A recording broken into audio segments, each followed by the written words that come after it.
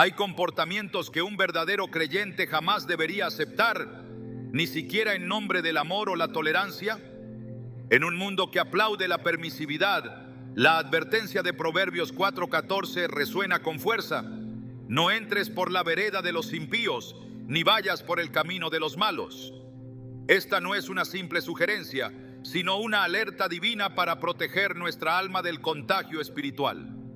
Billy Graham, uno de los más influyentes predicadores del siglo XX, nos dejó enseñanzas claras sobre actitudes que corrompen el corazón y apagan el fuego del espíritu. Hoy profundizaremos en los 10 comportamientos que, según sus enseñanzas bíblicas, ningún cristiano debería tolerar en su vida. Te mostraremos cómo identificarlos, por qué son peligrosos y de qué manera Dios nos llama a vivir separados del mal. ¿Estás listo para entender lo que Dios tiene reservado para ti? Hay actitudes que parecen amables, incluso justas, pero que en realidad abren puertas peligrosas al pecado. Muchas veces, lo que el mundo aplaude como tolerancia es en verdad la rendición silenciosa de la verdad. Billy Graham lo advirtió con firmeza en más de una ocasión. Un cristiano que negocia los principios de la palabra por temor a incomodar ya no está siendo luz, sino sombra. Este tipo de tolerancia no es un fruto del amor, sino una muestra de una fe debilitada por el compromiso con lo mundano. A lo largo de su ministerio, Graham se enfrentó a una generación cada vez más dispuesta a aceptar todo, incluso lo que la Biblia claramente condena, bajo el argumento de no juzgar, respetar o amar sin condiciones. Pero el amor que calla ante el pecado, ¿es realmente amor? La Escritura responde con contundencia. En Efesios 5:11 se nos exhorta: no participen en las obras infructuosas de las tinieblas, sino más bien denúncienlas. Esa palabra denunciar no habla de condenar con odio, sino de revelar con luz. El propósito no es herir, sino sanar. No es rechazar al pecador, sino rescatarlo de su camino equivocado. Pero para eso es necesario primero identificar cuándo la tolerancia ya no es virtud, sino claudicación espiritual.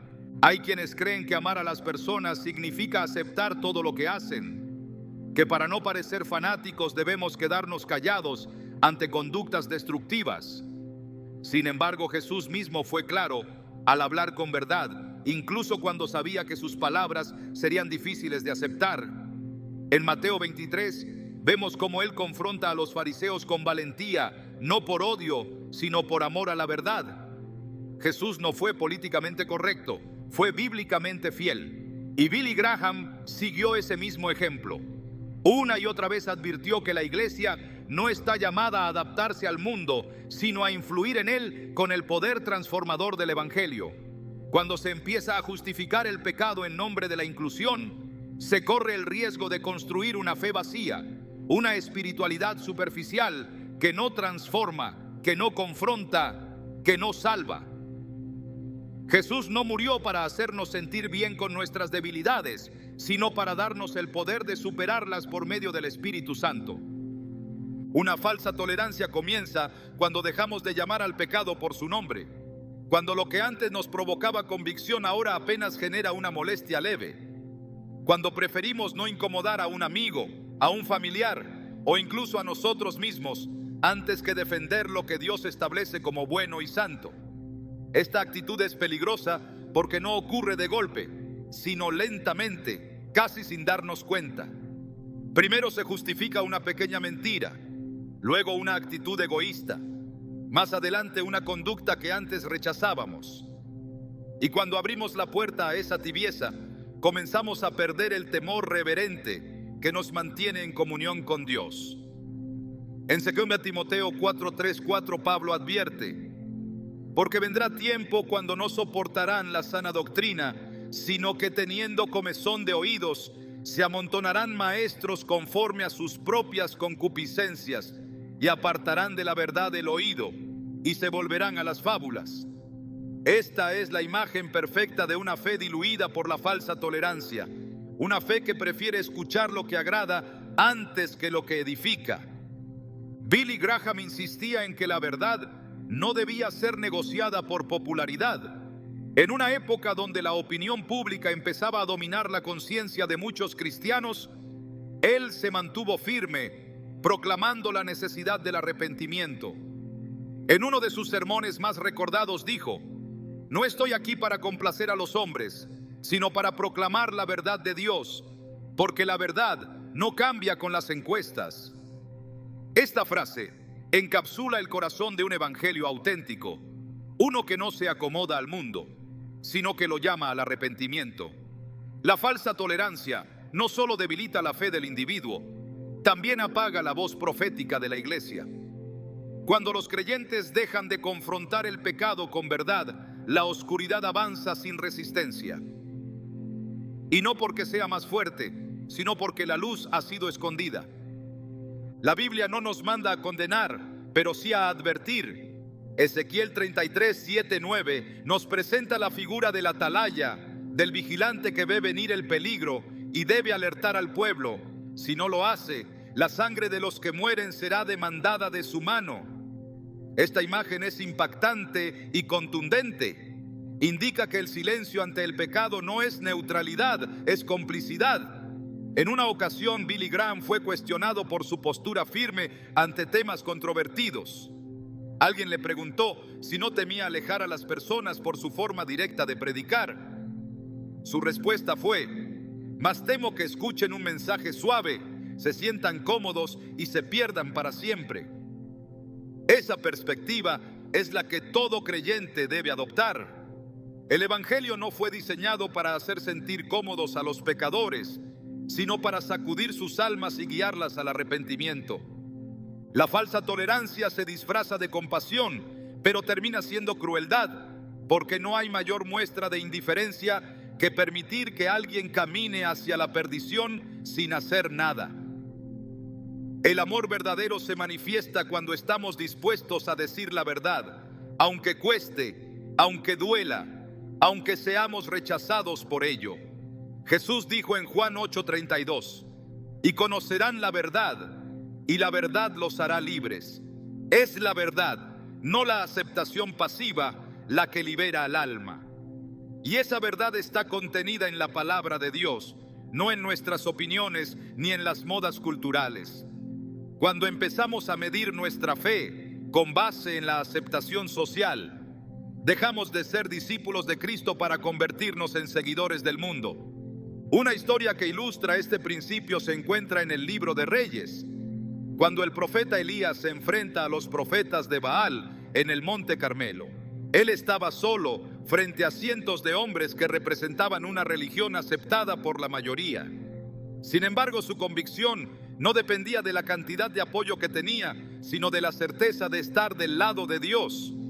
Elías no toleró lo que el pueblo había normalizado. No se calló, no se retiró, no buscó acuerdos interreligiosos. En cambio, levantó un altar, clamó al cielo y permitió que Dios se manifestara con fuego. Esa historia no es una anécdota del pasado, es un modelo para el presente.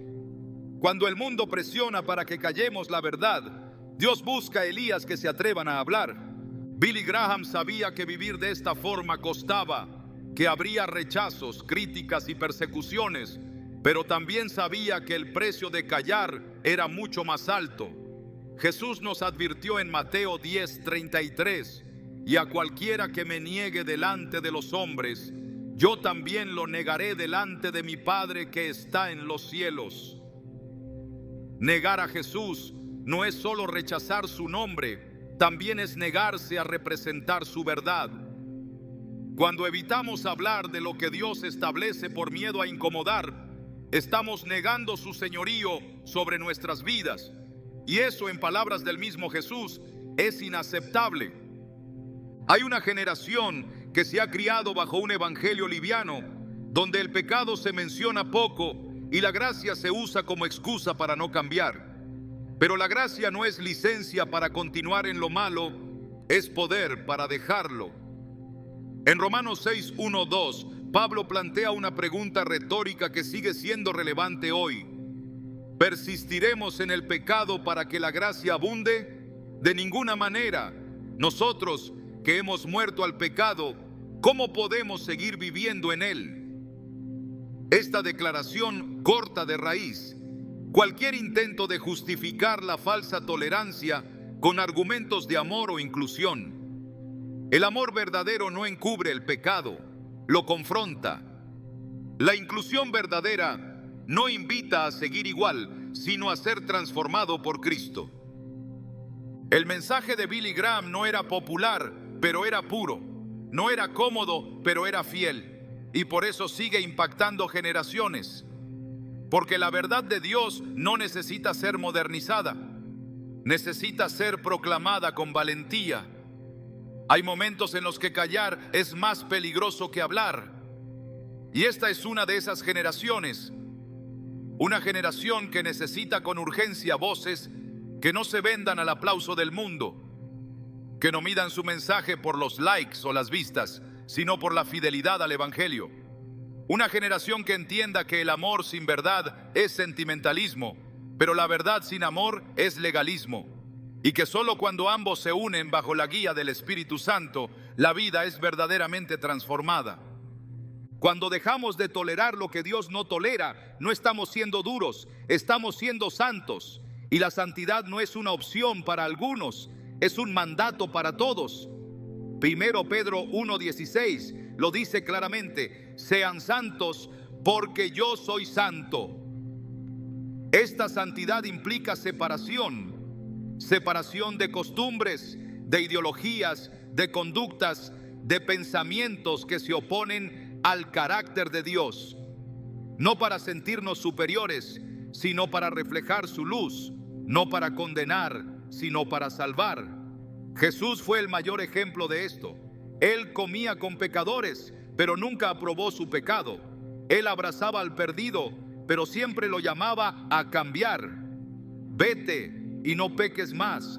Fue la instrucción final que le dio a la mujer sorprendida en adulterio. Esta frase resume el equilibrio perfecto entre misericordia y verdad. Hoy más que nunca necesitamos volver a ese equilibrio, dejar atrás la falsa tolerancia que debilita nuestra fe y abrazar el amor bíblico que redime, que transforma, que liberta. Billy Graham no fue grande porque fue popular, fue grande porque fue fiel, y esa fidelidad fue lo que le permitió mantenerse firme hasta el final. Que esa misma fidelidad sea nuestro estandarte. Que no permitamos que el deseo de agradar al mundo nos aleje del llamado de Dios. Que no confundamos la paz con la pasividad, ni la compasión con la concesión. Porque cada vez que toleramos lo que Dios condena, traicionamos el propósito por el cual fuimos llamados. La fe no se defiende desde el silencio, se defiende desde la verdad. Y esa verdad sigue siendo la misma, aunque el mundo cambie. La cruz sigue siendo escándalo para los que se pierden, pero poder de Dios para los que se salvan. La palabra sigue siendo espada, no almohada. Y el cristianismo verdadero sigue siendo entrega, no conveniencia. No importa cuánto cambie la cultura, lo que Dios llama inaceptable, sigue siendo inaceptable. Y la iglesia, si quiere ser luz, debe tener el valor de decirlo, sin miedo, sin odio, sin vergüenza.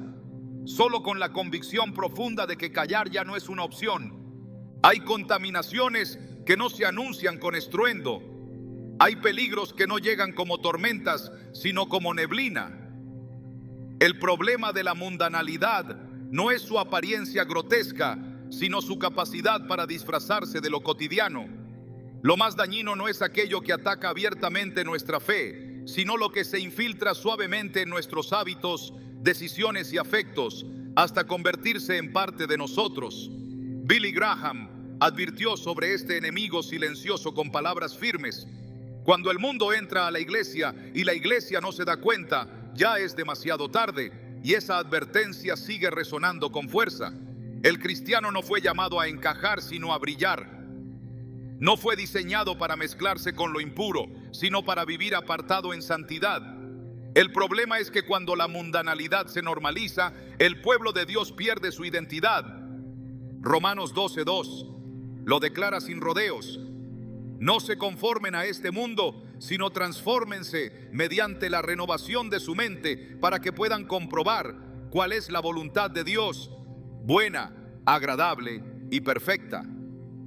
Este versículo no es una sugerencia decorativa, es una directiva que define el estilo de vida del creyente. La conformidad con el mundo es una amenaza constante. No requiere una decisión rotunda ni una declaración rebelde. Basta con ceder un poco, basta con silenciar la conciencia una vez, con justificar una conducta, con acostumbrarse a la compañía de lo impuro. La mundanalidad no necesita permiso explícito. Se instala donde encuentra negligencia espiritual. La palabra de Dios es contundente respecto a la amistad con el mundo. Santiago 4:4 lo expresa de manera inapelable. ¿No saben que la amistad con el mundo es enemistad con Dios? Cualquiera que quiera ser amigo del mundo se constituye enemigo de Dios. No hay espacio para ambigüedades, no hay margen para adaptaciones. Un corazón dividido no puede agradar a Dios. Y la mundanalidad opera precisamente así: divide, diluye, desvía. Una vez que el alma ha probado la comodidad de lo secular, se vuelve renuente a la disciplina del espíritu. Por eso, este veneno es invisible, porque llega disfrazado de entretenimiento, de comodidad, de modernidad, de libertad. Pero detrás de su fachada amigable, lo que ofrece es letargo espiritual. En las enseñanzas de Jesús encontramos el mismo principio. En Juan 17, cuando ora por sus discípulos, declara: ellos no son del mundo, como tampoco yo soy del mundo. Esta afirmación no es solo teológica, es identitaria. Define la posición espiritual de todo creyente. Pertenecer a Cristo implica una separación activa del sistema mundano, no en actitud hostil, sino en santidad evidente. Pero cuando el creyente deja de verse como extranjero y comienza a sentirse cómodo en el mundo, algo fundamental se ha perdido. La iglesia pierde su sabor. La sal deja de salar. Y entonces se cumple lo que Jesús dijo en Mateo 5:13. Si la sal se desvaneciere, ¿con qué será salada? No sirve más para nada, sino para ser echada fuera y hollada por los hombres. Billy Graham era claro al hablar sobre este punto. Él afirmaba que la mundanalidad no comienza con grandes pecados, sino con pequeños compromisos. Una película que antes incomodaba, ahora entretiene. Una canción que antes se evitaba, ahora se repite sin filtro. Una conversación impura que antes generaba rechazo, ahora provoca risa. Y así, paso a paso, lo que antes escandalizaba se convierte en costumbre. El corazón deja de discernir, el espíritu deja de alertar y la mente se adormece. Este proceso no es casual, es espiritual. Es una estrategia del enemigo para neutralizar el poder de los hijos de Dios. Porque cuando un creyente abraza lo mundano, pierde autoridad en lo espiritual. Cuando su vida se parece demasiado a la de los impíos, su testimonio se desvanece. Y cuando su luz se apaga, las tinieblas avanzan sin oposición. En 1 Juan 2, 15 y 17 se nos da un llamado urgente. No amen al mundo ni las cosas que están en el mundo. Si alguno ama al mundo, el amor del Padre no está en él. Porque todo lo que hay en el mundo, los deseos de la carne, los deseos de los ojos y la vanagloria de la vida, no proviene del Padre sino del mundo. Y el mundo pasa y sus deseos, pero el que hace la voluntad de Dios permanece para siempre. Esta advertencia revela el contraste radical entre dos sistemas, el del mundo y el del reino. No pueden coexistir, no pueden mezclarse, no pueden convivir en armonía. Quien decide vivir para Dios debe renunciar al mundo, no como lugar físico, sino como sistema de pensamiento, de valores, de deseos. Es un corte definitivo que requiere vigilancia diaria, convicción profunda y dependencia total del Espíritu Santo. La mundanalidad no se mide por apariencias externas, sino por inclinaciones internas.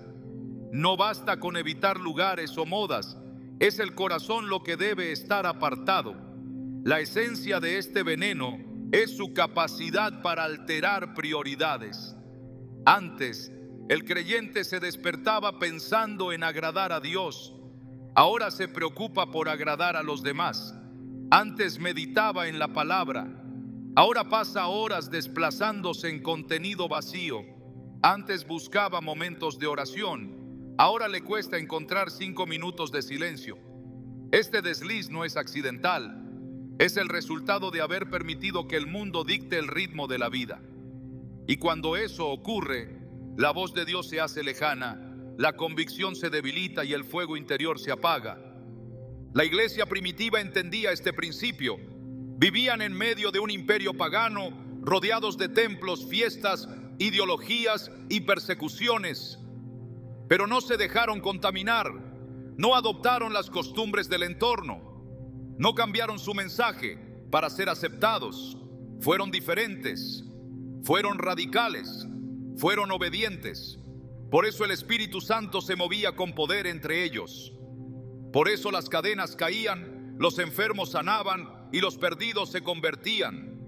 Porque había una separación clara, un compromiso total, un rechazo frontal a todo lo que oliera a idolatría, impureza o egoísmo. Esa misma actitud es la que el Señor sigue buscando hoy. No una fe a medias, sino una entrega absoluta. No una obediencia selectiva, sino una santidad sin concesiones. Billy Graham alertó sobre el peligro de conformarse al siglo presente. Su mensaje no apuntaba a una religiosidad vacía, sino a una vida consagrada. Él no pedía que los creyentes se apartaran del mundo físicamente, sino espiritualmente. Que vivieran en medio de él sin ser parte de él. Que fueran diferentes no por apariencia, sino por naturaleza.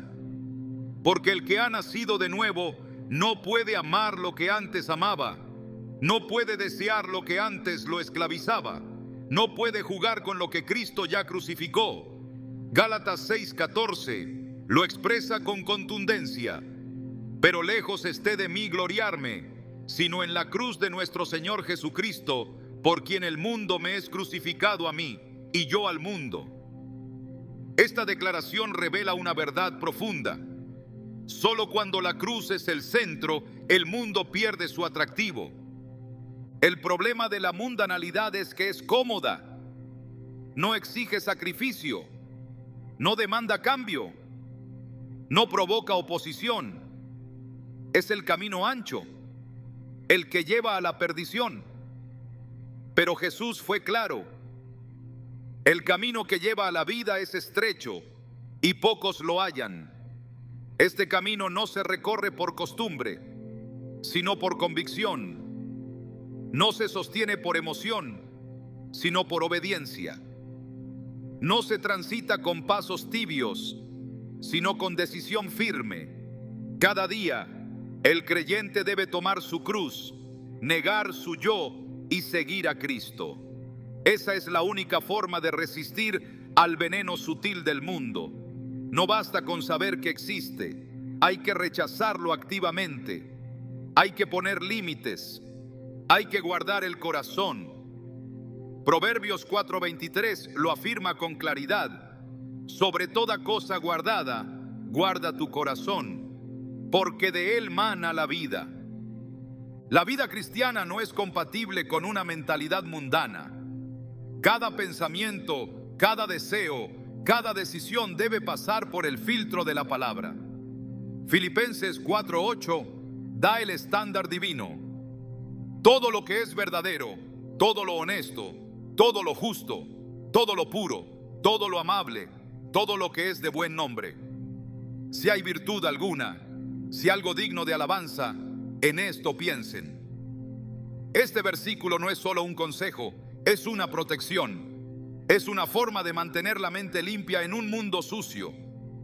Porque allí donde se fija la mente, se orienta la vida. Y cuando el pensamiento se contamina, el alma empieza a enfermar. Por eso, resistir al mundo no es una tarea ocasional, es una disciplina diaria, es una vigilancia constante, es una batalla espiritual que se gana con decisión, oración y dependencia total del Espíritu. Billy Graham no predicó un evangelio cómodo, predicó un evangelio puro. Su voz no fue eco de la cultura, sino trompeta del reino. Y su legado permanece porque fue fiel a la verdad. Esa fidelidad sigue siendo la clave para vencer la mundanalidad. Porque la victoria no está en el aislamiento físico, sino en la separación espiritual. No en la crítica al mundo, sino en la obediencia a Dios. No en parecer santos, sino en serlo. Hebreos 12:14 lo resume con poder. Seguid la paz con todos y la santidad, sin la cual nadie verá al Señor. Esta es la meta, esta es la medida, esta es la urgencia de este tiempo. Ser santos en medio de una generación perversa. Ser luz sin mezcla. Ser sal con sabor. Ser discípulos verdaderos que no se dejan arrastrar por la corriente, sino que caminan en dirección contraria, con los ojos puestos en el autor y consumador de la fe. La tragedia no comienza cuando el pecado aparece, sino cuando deja de escandalizar. El verdadero peligro espiritual no es solo el acto de pecar, sino el proceso progresivo mediante el cual el corazón se acostumbra a lo que desagrada a Dios. Billy Graham lo advirtió con vehemencia. El mayor riesgo de nuestra generación no era únicamente el pecado creciente, sino la pérdida del sentido del pecado. En sus palabras, cuando ya no vemos el pecado como pecado, nos encontramos al borde del juicio. Esta afirmación no era una exageración ni una consigna moralista. Era una descripción profética del estado de una sociedad que ha comenzado a llamar bueno a lo que Dios ha llamado malo. Isaías 5:20 ya contenía esta advertencia siglos antes. Ay de los que a lo malo dicen bueno y a lo bueno malo, que hacen de la luz tinieblas y de las tinieblas luz, que ponen lo amargo por dulce y lo dulce por amargo. Este lamento profético no era solo una denuncia cultural, sino una revelación espiritual. Cada vez que el pecado se justifica, se disfraza, se suaviza o se celebra, una barrera se levanta entre el alma y Dios. El pecado, en su esencia, es una rebelión contra el carácter santo del Creador. Pero cuando se vuelve costumbre, cuando ya no genera convicción, el corazón comienza a endurecerse. Ese endurecimiento es la antesala del juicio, no porque Dios sea impaciente, sino porque su justicia no puede convivir con la indiferencia prolongada de su pueblo. El apóstol Pablo, escribiendo a los romanos, describe un patrón espiritual que se repite a lo largo de la historia. En Romanos 1, 21, 22 se nos dice: pues habiendo conocido a Dios, no le glorificaron como a Dios, ni le dieron gracias, sino que se envanecieron en sus razonamientos, y su necio corazón fue entenebrecido. Profesando ser sabios, se hicieron necios. Esta ceguera espiritual no surge de la ignorancia, sino del rechazo deliberado de la verdad. Cuando una sociedad conoce a Dios y decide ignorarlo, lo que sigue es una degeneración moral que comienza a presentarse como evolución. Es el proceso que lleva a la normalización del pecado. Primero se tolera, luego se legaliza, después se celebra y finalmente se impone. Y cada etapa representa un escalón más hacia la destrucción. En los tiempos de Noé, el pecado no era oculto, era parte de la vida diaria. Génesis 6:5 nos dice: y vio Jehová que la maldad de los hombres era mucha en la tierra, y que todo designio de los pensamientos del corazón de ellos era de continuo solamente al mal. Esta declaración no solo describe la corrupción externa, sino la depravación interna. Lo preocupante no era únicamente lo que se hacía, sino lo que se pensaba constantemente. Cuando la maldad se vuelve rutina, ya no se percibe como transgresión. Cuando el pecado se convierte en costumbre, ya no se le teme.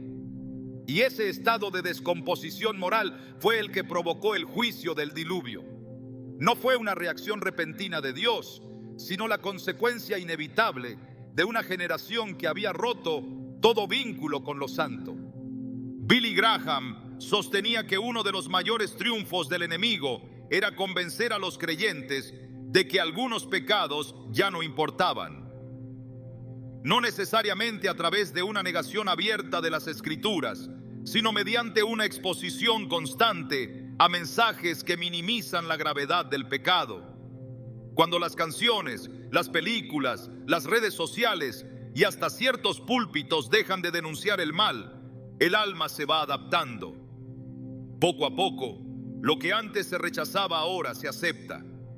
Lo que antes sería la conciencia, ahora apenas genera incomodidad. Y lo que antes era impensable, ahora es parte de la vida diaria. Este proceso es lento, pero devastador. Porque al perder la capacidad de discernir entre lo puro y lo impuro, el creyente pierde la sensibilidad espiritual. Hebreos 3:13 nos advierte del endurecimiento que produce el pecado cuando no se enfrenta con urgencia. Exhortaos los unos a los otros cada día, entre tanto que se dice hoy, para que ninguno de vosotros se endurezca por el engaño del pecado. Esta palabra revela una verdad profunda. El pecado engaña, no se presenta como destructivo, sino como necesario. No aparece como enemigo, sino como alternativa legítima. Y cuando no se confronta, su engaño produce un efecto progresivo. La conciencia se cauteriza, la mente se justifica, el espíritu se apaga y el alma comienza a caminar sin dirección. No hay caída espiritual repentina. Hay pasos descuidados, decisiones pequeñas que al repetirse establecen un patrón de vida. Por eso el llamado es diario, porque el enemigo no descansa, porque la carne no se somete por sí sola, porque el corazón necesita corrección constante. El rey David, tras su pecado con Betsabé, experimentó en carne propia el efecto del pecado no confrontado. Durante un tiempo guardó silencio. No confesó, no se arrepintió, no buscó corrección. Salmo 32, 3, 4. Describe ese periodo así: mientras callé, se envejecieron mis huesos en mi gemir todo el día, porque de día y de noche se agravó sobre mí tu mano, se volvió mi verdor en sequedades de verano. Este lamento no es solo emocional, es espiritual. El pecado no confesado seca el alma, debilita el cuerpo y apaga la voz de Dios. Solo cuando el pecado fue nombrado, cuando fue reconocido y abandonado, David pudo restaurar su comunión con el Señor. Porque la normalización del pecado comienza con el silencio, pero se rompe con la confesión. El enemigo no necesita que el cristiano se convierta en blasfemo. Le basta con que se vuelva indiferente. No necesita que niegue su fe, solo que deje de vivirla. No exige una traición abierta, solo una tolerancia pasiva. Por eso Jesús fue tan claro con la iglesia de la Odisea. Apocalipsis 3, 15, 16 registra su advertencia: yo conozco tus obras, que ni eres frío ni caliente. Ojalá fueses frío o caliente, pero por cuanto eres tibio y no frío ni caliente, te vomitaré de mi boca. La tibieza no es una posición intermedia, es una actitud de comodidad espiritual. Es vivir sin pasión, sin temor, sin compromiso. Es conocer la verdad, pero no amarla. Es seguir a Cristo, pero desde lejos. Y ese estado es inaceptable para Dios, porque revela un corazón dividido. Billy Graham insistía en que el pecado no puede coexistir con una vida llena del Espíritu. El fuego del cielo no arde sobre un altar contaminado. El poder de Dios no se manifiesta en medio de una vida doble. Y la unción no permanece donde el pecado se racionaliza. El creyente que desea ver la gloria de Dios debe ser radical con el pecado. Debe aprender a reconocerlo, a rechazarlo, a arrepentirse con prontitud. Porque cuanto más se justifica una conducta errada, más difícil será abandonarla. La normalización del pecado es como una capa de polvo sobre un espejo. Al principio molesta, luego apenas se nota, finalmente ya no se ve nada. Solo la palabra puede limpiar el espejo del alma y restaurar la visión espiritual. En Efesios 4, 10, 17 y 19, Pablo describe el proceso de decadencia moral de quienes se apartan de la verdad. Esto pues, digo y requiero en el Señor, que ya no andéis como los otros gentiles, que andan en la vanidad de su mente, teniendo el entendimiento entenebrecido, ajenos de la vida de Dios por la ignorancia que en ellos hay, por la dureza de su corazón, los cuales, después que perdieron toda sensibilidad, se entregaron a la lascivia para cometer con avidez toda clase de impureza. Esta secuencia es reveladora. Primero se pierde el entendimiento, luego se pierde la sensibilidad, finalmente se abraza la impureza. Este es el ciclo de la normalización del pecado. No es un hecho aislado, es una espiral descendente. Y solo se rompe cuando el corazón se vuelve a Dios con sinceridad. La santidad no es un ideal abstracto, es una necesidad vital. No es un concepto teológico, es una condición espiritual. Sin santidad, la comunión con Dios se rompe. Sin santidad, la oración se debilita. Sin santidad, la autoridad espiritual desaparece.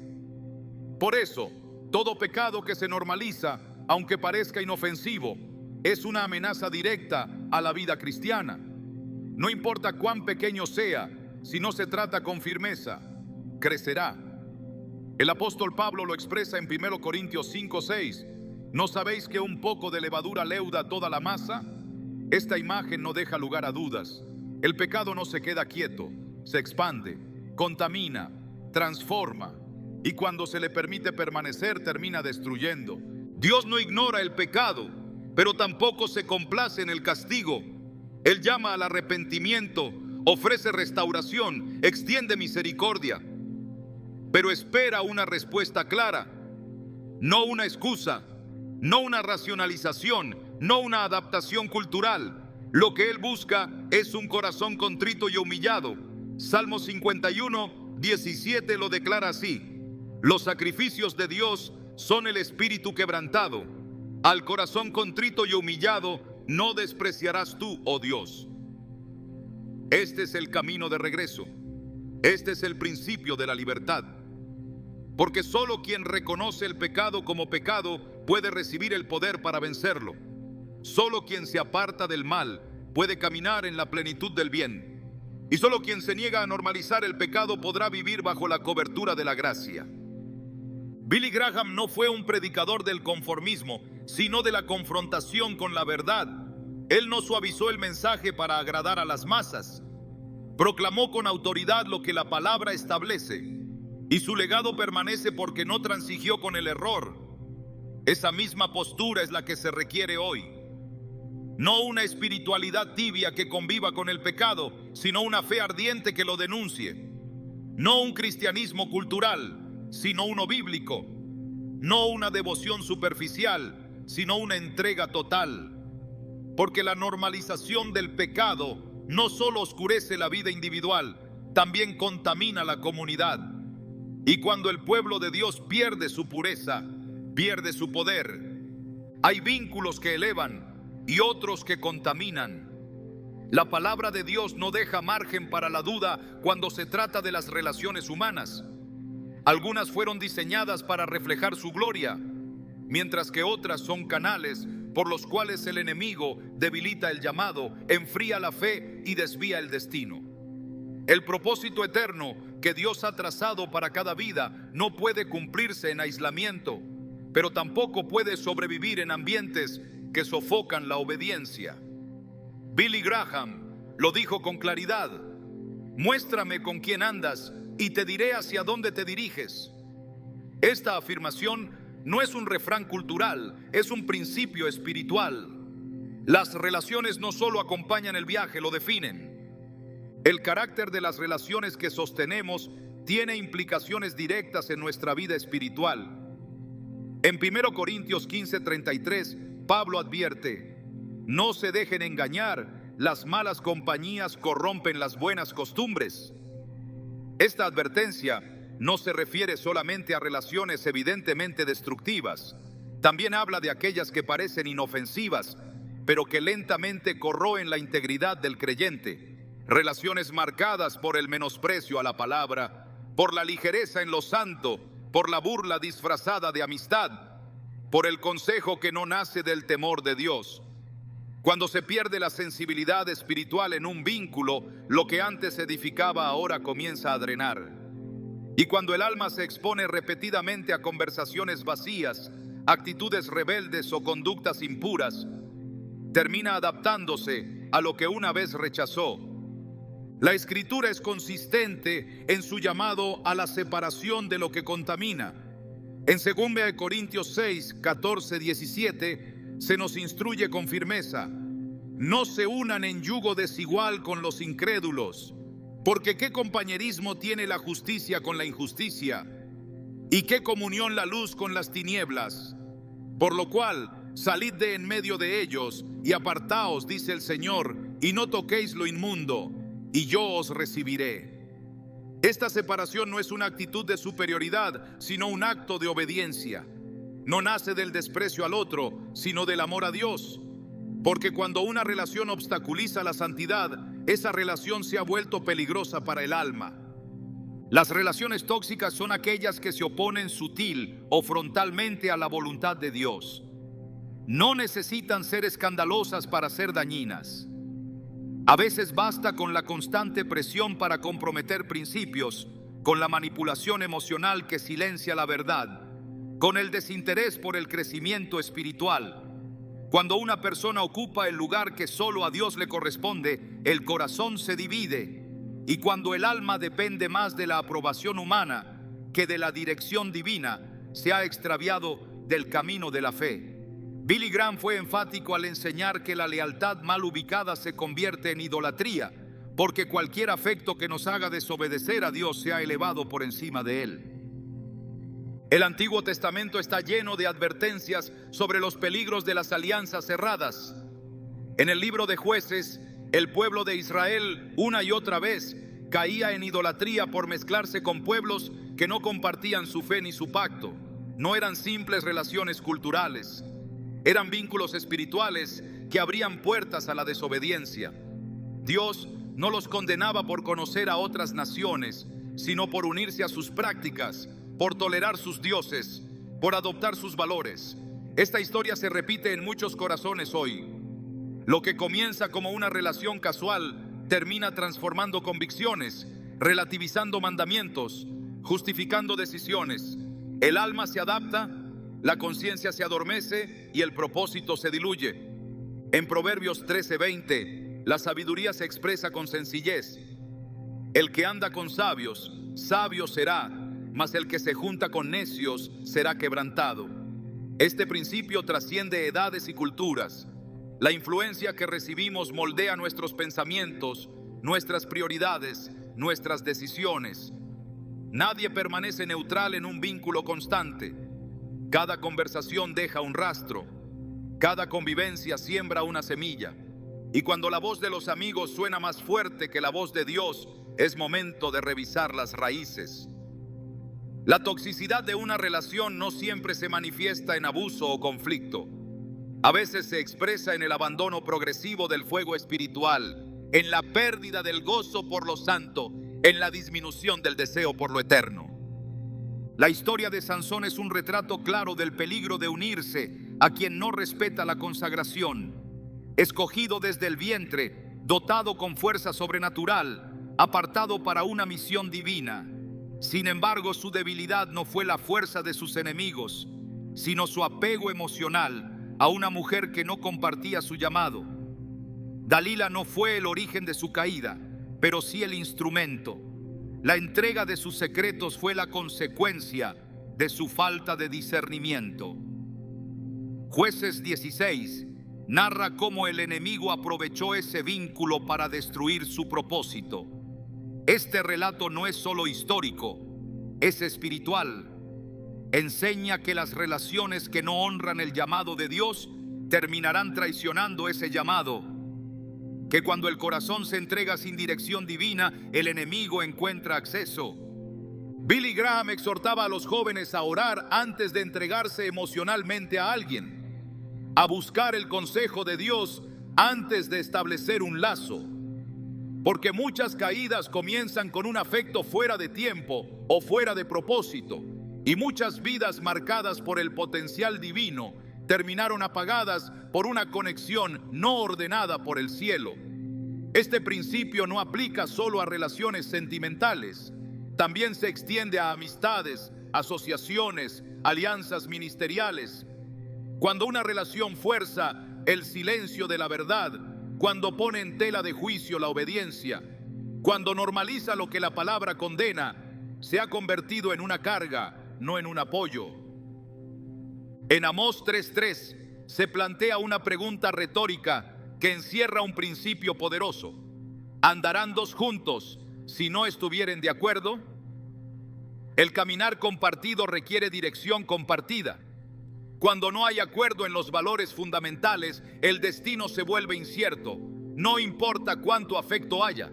Si el fundamento no es Cristo, la relación se debilitará ante las pruebas.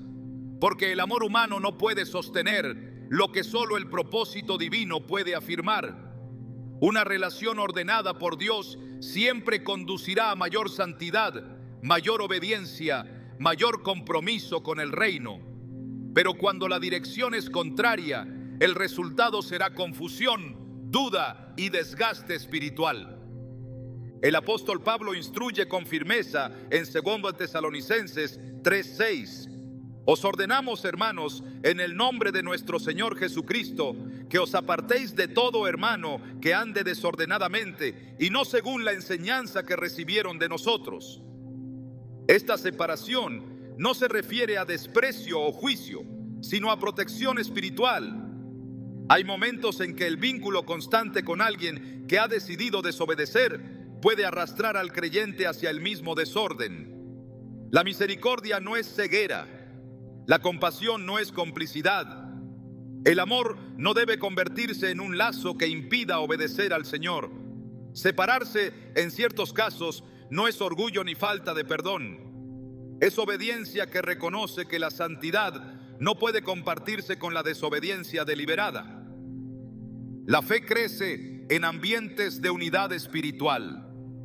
Hechos 2 describe cómo el derramamiento del Espíritu Santo se produjo cuando los discípulos estaban unánimes. La unción no desciende en medio de la división de propósito. La presencia de Dios no se manifiesta en relaciones donde hay yugos opuestos. Por eso el creyente debe evaluar constantemente con quién camina, a quién escucha, con quién se asocia, porque cada relación tiene el poder de alinear o desviar, de edificar o destruir, de encender o apagar.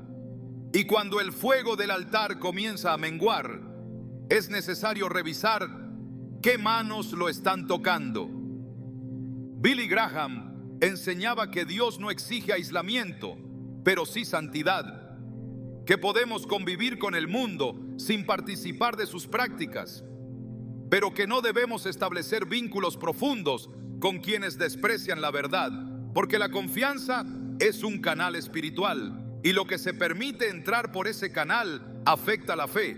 Por eso el llamado es claro: examinar, discernir, actuar, no con temor, sino con sabiduría, no con desprecio, sino con determinación. Porque cada relación es una puerta y no toda puerta está abierta por Dios.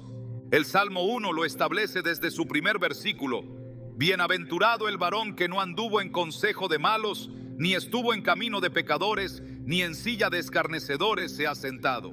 Este pasaje no solo describe una conducta, describe una atmósfera espiritual. Las decisiones que bendicen comienzan por la separación. La prosperidad espiritual está conectada a la pureza de los vínculos.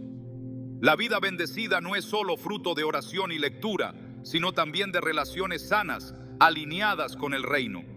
Cuando el alma se rodea de personas que temen a Dios, se fortalece. Cuando se expone a quienes desprecian la palabra, se debilita. Es un principio ineludible. La santidad no se preserva en el aislamiento, pero tampoco sobrevive en medio de la contaminación. Por eso Dios llama a su pueblo a ser selectivo en sus alianzas, a discernir no por la emoción, sino por el espíritu, a amar sí, pero sin perder la verdad, a servir sí, pero sin comprometer la obediencia, porque cuando la relación demanda la renuncia a los principios, ya no es un campo de misión, sino una trampa de desviación, y Dios no bendice los caminos que comprometen su palabra. Billy Graham nunca tuvo temor de confrontar esta verdad. Él entendía que muchas personas se perdían no por falta de fe, sino por malas compañías, que muchas caídas espirituales no empezaban con tentaciones, sino con amistades. Por eso predicaba con firmeza sobre la necesidad de cortar lo que no edifica, no por odio, sino por fidelidad, porque el cielo no se hereda por afectos humanos, sino por obediencia a Dios. Hay momentos en los que guardar silencio no es prudencia, es traición. Callar cuando se espera una voz profética no es humildad, es cobardía. Billy Graham entendía que la fe no solo se proclama desde un púlpito, sino desde cada postura que el creyente adopta ante el bien y el mal. En una cultura que premia la neutralidad y censura la verdad, hablar con convicción se ha vuelto un acto de valentía espiritual. Pero el Evangelio nunca fue un mensaje que se adaptara al entorno. Desde el principio fue una voz que confrontó, una verdad que incomodó, una luz que desnudó la oscuridad. Por eso, el silencio ante el pecado no es neutralidad, es complicidad. El profeta Ezequiel fue comisionado como atalaya, encargado de advertir al pueblo del peligro. Dios le dijo claramente: si ves venir la espada y no hablas, si callas ante el pecado del impío, su sangre demandaré de tu mano. Esa responsabilidad no fue exclusiva del profeta. Es un modelo que Dios establece para todos aquellos que han recibido su palabra. No se trata de acusar con dureza, sino de señalar con amor la urgencia del arrepentimiento. No se trata de condenar, sino de advertir. Pero cuando el creyente decide no hablar para evitar incomodidades, pierde su lugar como testigo de la verdad. La luz que no alumbra es inútil, y la sal que no preserva se desecha. En Proverbios 24, 11, 12 se nos exhorta con fuerza: rescata a los que van rumbo a la muerte, detén a los que avanzan tambaleándose al suplicio. Si dices, no lo sabía, ¿acaso no lo percibe el que examina los corazones? El silencio no excusa, la omisión no justifica.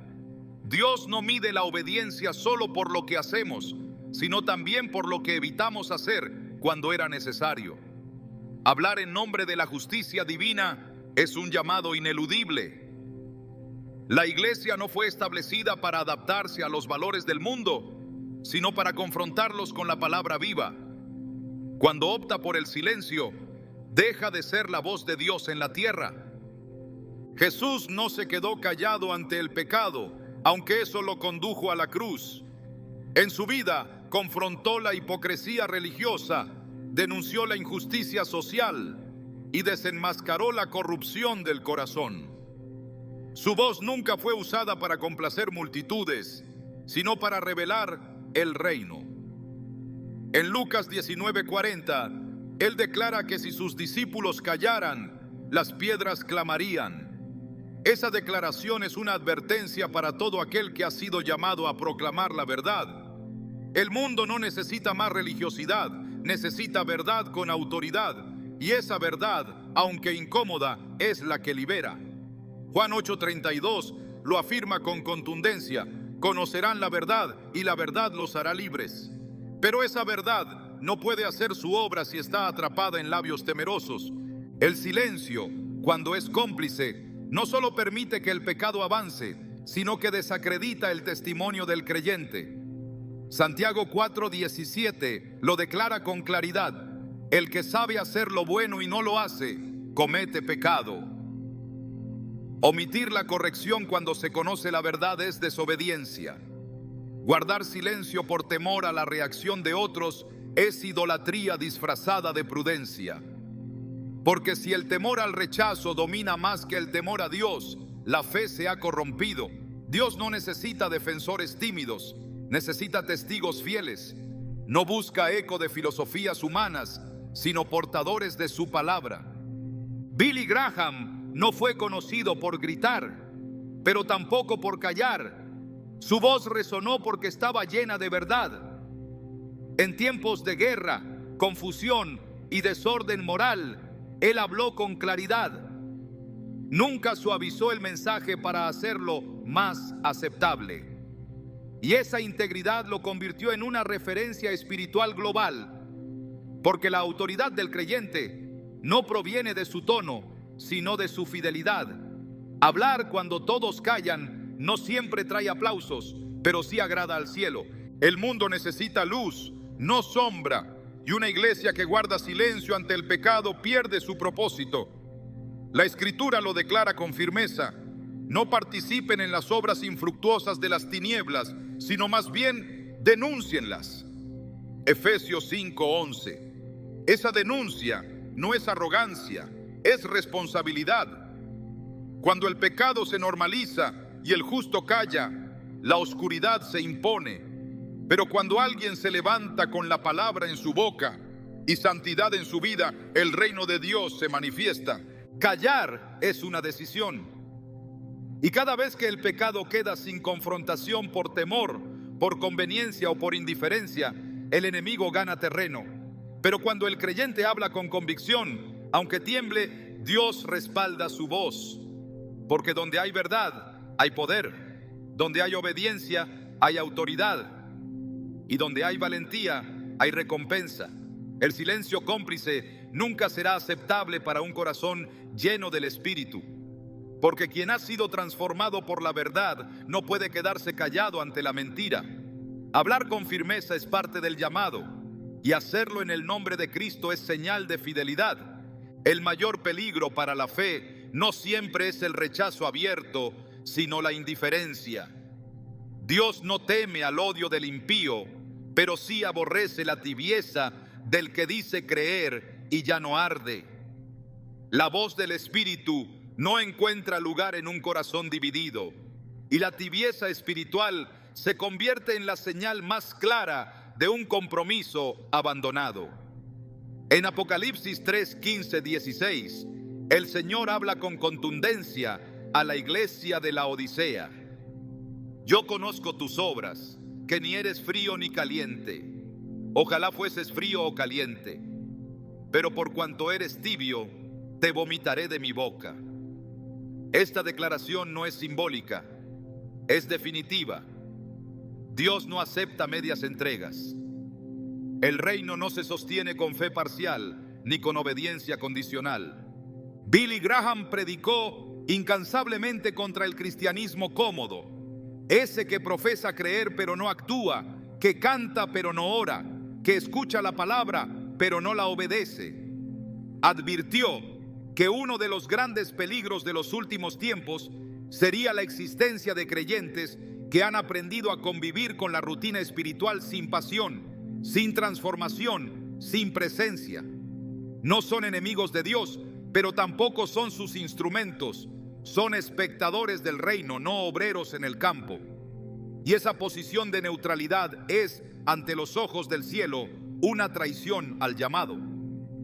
El compromiso que Dios demanda no es emocional, es absoluto. En Lucas 9:62, Jesús declara: ninguno que poniendo su mano en el arado mira hacia atrás es apto para el reino de Dios. Estas palabras no se dirigen al perdido, sino al que ya ha empezado. Son un llamado al creyente que comenzó con fervor, pero ha dejado que el cansancio, la distracción o la complacencia diluyan su propósito. No hay espacio para una vida espiritual a medias. El que ha sido llamado por Dios ha sido llamado a todo o a nada. Y ese llamado implica renuncia, constancia y fidelidad. La tibieza espiritual no siempre se ve en el abandono visible de los actos de fe. A veces se oculta tras una rutina religiosa. Se ora, pero sin buscar. Se canta, pero sin rendirse. Se predica, pero sin vivir lo que se dice. Y ese tipo de vida cristiana es estéril. Produce actividad pero no fruto. Genera apariencia pero no transformación. En Mateo 15:8 Jesús dijo: este pueblo me honra con los labios, pero su corazón está lejos de mí. La distancia no se mide en kilómetros, sino en intenciones. Y cuando el corazón ya no arde, la fe se convierte en ritual. Dios busca corazones encendidos, vidas dispuestas, creyentes que no negocian su compromiso, porque la fidelidad no se mide solo en los momentos de victoria, sino en la perseverancia cuando nadie aplaude. En Gálatas 6:9, el apóstol Pablo nos exhorta: no nos cansemos pues de hacer el bien, porque a su tiempo segaremos si no desmayamos. Renunciar al compromiso es desmayar en medio del llamado, es abandonar la tarea sin haber visto aún la cosecha. Pero el reino no avanza con los que se rinden, sino con los que permanecen. Billy Graham no fue tibio en su fe y por eso su mensaje fue fuego. No fue perfecto, pero fue firme. Su vida y ministerio reflejaron una entrega sin reservas. Esa es la clase de testimonio que Dios sigue buscando. No se trata de hacer grandes cosas, sino de ser fiel en lo que se ha recibido. Porque el que es fiel en lo poco será puesto sobre lo mucho, pero el que es tibio no será contado entre los obreros del reino. Dios no se agrada de una fe diluida. Él espera todo porque Él lo dio todo, y ese todo se llama compromiso. Lo más peligroso de los comportamientos inaceptables no es su existencia, sino nuestra disposición a ignorarlos. Porque cada vez que un creyente deja pasar lo que Dios ha llamado a confrontar, una pequeña parte del altar se enfría. Y no es el mundo quien termina apagando el fuego, somos nosotros al permitir que lo sagrado se vuelva común, que lo urgente se postergue, que lo eterno se diluya en lo inmediato. Billy Graham entendía que la verdadera batalla del cristiano no se libra afuera, sino en el interior. En la conciencia que ya no discierne, en el espíritu que se acostumbra, en la mente que deja de renovar su enfoque. No se trata solo de evitar ciertos actos, sino de mantener el corazón despierto. Lo inaceptable no comienza con escándalo, sino con distracción. No grita, susurra, no irrumpe, se infiltra. Por eso el llamado de Dios para esta generación no es a una reacción emocional, sino a una vigilancia constante. No es el creyente escandalizado el que permanece, sino el que ha hecho de la santidad una decisión diaria. Hay un tipo de discernimiento que no depende de la cultura ni del ruido externo, sino de una sensibilidad entrenada por la palabra. Hebreos 5:14 dice que los maduros, por la práctica, tienen los sentidos ejercitados en el discernimiento del bien y del mal. Esa práctica no es legalismo, es fidelidad. El compromiso con Dios no se mide en momentos extraordinarios, sino en la forma en que respondemos a las pequeñas concesiones. Porque cada vez que elegimos honrar a Dios cuando nadie nos ve, debilitamos al enemigo. Cada vez que nos mantenemos firmes sin necesidad de aplauso, el reino avanza. No es un listado de reglas lo que transforma una vida, es una convicción ardiente de que fuimos llamados para reflejar al Santo. Y en tiempos donde la verdad es tratada como opinión y la fe como preferencia, Dios sigue levantando voces que no negocian su postura, que no son arrastradas por la corriente porque ya han echado raíz en la roca. El tiempo de permanecer callados terminó. El tiempo de vivir a medias terminó. Lo que Dios busca ahora es una entrega sin reservas. ¿Estás listo para vivir de esa manera?